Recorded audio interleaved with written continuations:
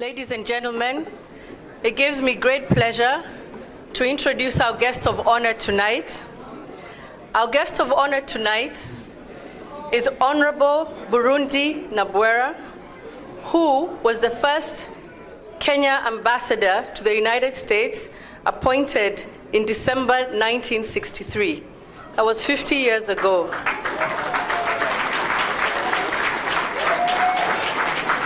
I'll briefly share with you a bit of information about Honorable Burudi Nabwera.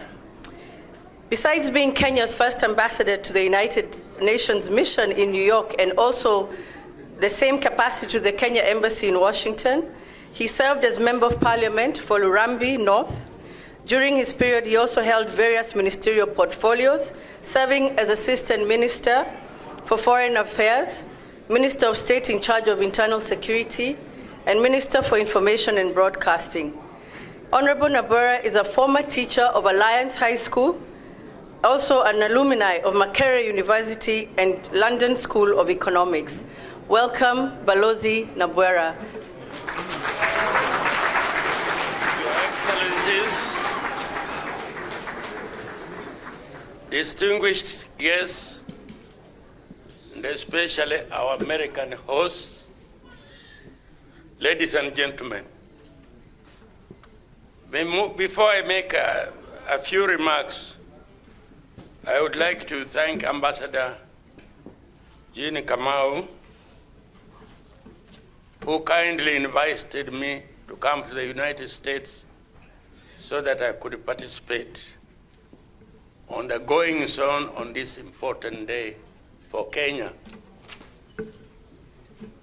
Madam Ambassador, you put me on the plane on the 11th of December, exactly as I was done 50 years ago.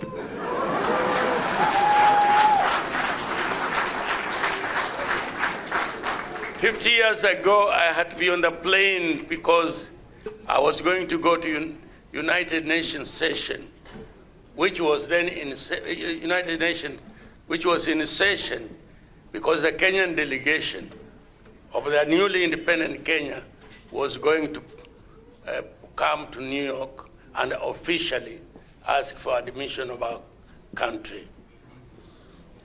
But for some strange coincidence, the ambassador chose the same date, and here I am.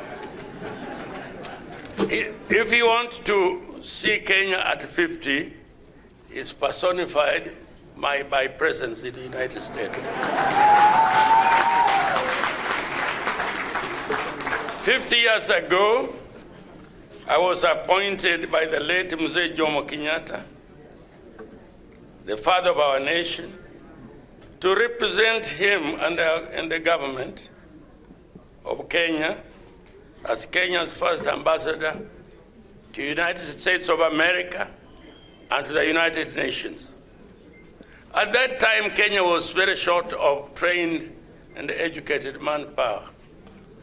And Mzee Kenyatta, who had lived in Europe for a long time during the Second World War, was a very practical human being. He was careful that he would not be extravagant in deploying the short manpower he had. So he chose to appoint only 6 of us to the whole world. And each ambassador was assigned more than one station. That is why I was appointed to serve both as the ambassador to the great Republic of the United States of America and also at the UN. You could see that I was taking on a task that was very difficult because the United Nations was for hot politics and Washington was for diplomacy. So I had to coexist. I landed in New York on the 12th of December, 1963, and later on managed to present my credentials to the late President Lyndon Baines Johnson, 2 months after that. Meanwhile, we had a skeleton staff. Ambassador Jean introduced me to her staff. We were nearly 40 people. When we opened, I had a staff of only 1 officer and a secretary. The United States was among the first countries that recognized Kenya on the 12th of December. And the United States had done a lot, individuals in the United States and the government, in helping to train our very desperate requirement for manpower. The airlift was an example of what they're doing. After having established our embassy here, the relations between our 2 countries have been very important, culminating in the strategic partnership in a number of ways, ranging from socio-economic to human capacity development, humanitarian, health, governance, agriculture, security, and even defense. Today, we also celebrate 50 years of cordial and friendly relations between our 2 countries. Ladies and gentlemen, it's with great honor and humility that I stand before you 50 years later to commemorate this auspicious occasion in the history of our nation. At independence, young Kenya was grappling with challenges brought about by poverty, ignorance, and a disease. As a member of the few Kenyans who had gone to university, I was among those who were given the honors task of representing our country, although I had very little experience and no training whatsoever in diplomacy. Unlike what we do today, the diplomats we post out are well trained and are accomplished in the field. Our aspirations to the international community, as well as securing partnership and facilitating knowledge to the transfer to help our young Kenyan nations to prosperity. Today, I am happy to note that Kenya has been able to find her place in the international community. And we are not only celebrating the 50th anniversary of our independence, but also the milestones that Kenya has been able to achieve in the last 50 years. Ladies and gentlemen, I would like to highlight just a few of these key achievements. 1, the inauguration of our new constitution. There are many things we have done, but I'll just highlight a few. The inauguration of the new constitution in 2010, this is perhaps the greatest achievement that Kenya has made since independence. This new law has given way to major positive developments in the country's political and economic landscape.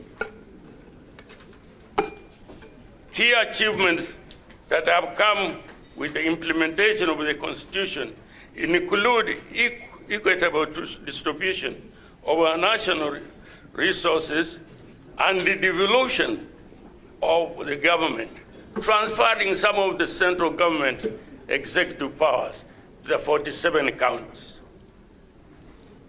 Gender parity and affirmative action for the marginalized communities in our country. The 47 counties have been put at par. For example, Turkana in the far northwest is at par with the city of Nairobi in terms of the resource allocation. Number 2, the broader access to education. With the development of education infrastructure and the introduction of universal free education that took place under President Kibaki, the literacy levels have grown to over 90%. In 1978, there were only 2 public universities in Kenya. Now there are more than 20 public universities and 10 private universities and many colleges and institutes.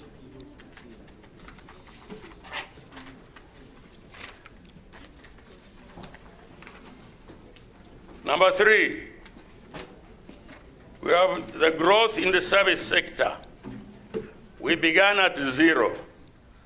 Kenya's ICT and telecommunication sectors have seen an accelerated growth driven by the homegrown innovations.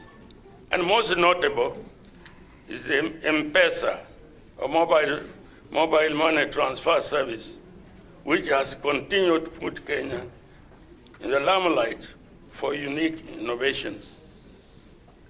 Today, Kenya has over 12.4 million internet users and over 19 million mobile users in a country with a population of about 40 million. Something that has improved business, operations, and information access greatly. Kenya remains the regional hub for our region, with many multinational companies, including the American ones, setting up their offices in Nairobi.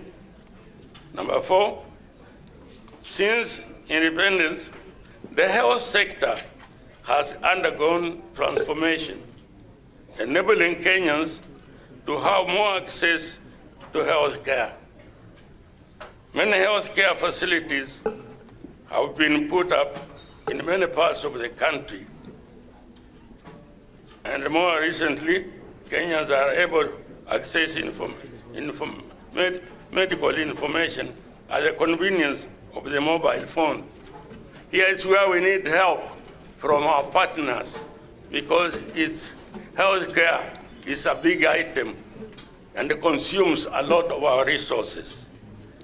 Thanks to our partners, the sector has experienced a major boost in the fight against HIV, AIDS, malaria, and other tropical diseases. I'm advised that we received a lot of assistance from the US for the program of HIV/AIDS. Today, the number of medical training colleges in the country has increased, thus producing a large number of trained medical personnel, and it is important to know that locally trained doctors are making remarkable impact in other countries, both in the region and even as far as here in the US. Number 5, the country's infrastructure system has grown, and we are proud as a country to say that now everywhere in the country, everywhere you go in Kenya today, in every region, there is some major road construction for tarmacking going on.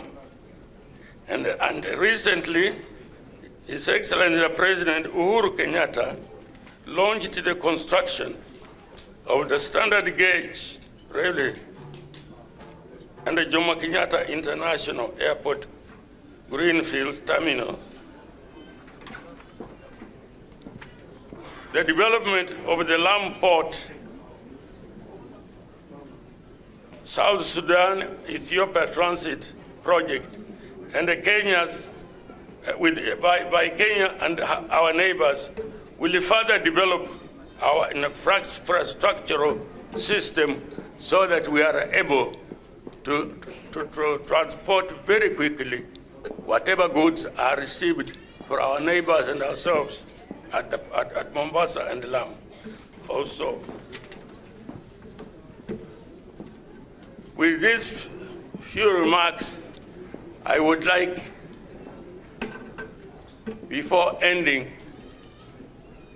having been here for 50 years ago, to pay in a personal way, personal gratitude for having made my work successful.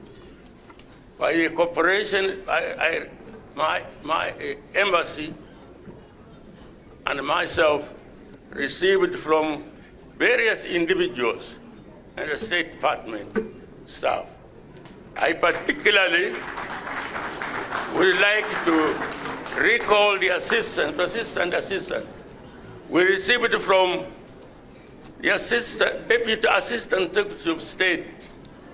In those days, I keep no diaries, Madam Ambassador, but I can remember Wayne Fredericks was always at our beck and call, and he helped us with advice and in very many ways. And there are individual Americans during my stay here who are a great help to us. I'm thinking of individuals in New York, like Peter and Cora Weiss. And there was a Shine man who was greatly involved in the airlift that brought many students from Kenya to this country. And I wish on behalf, not just the government, but the people of Kenya, to thank the people of the United States and the government of the United States. And I hope that we shall continue with this cooperation for the next 50 years. Madam Ambassador, once again, thank you very much for inviting me to come and join fellow Kenyan and our American friends and other friends who are in the States to remember this day. Can I now return the program to our ambassador and wishing her with her staff a happy stay in America the way with my team did 50 years ago. Thank you very much, distinguished.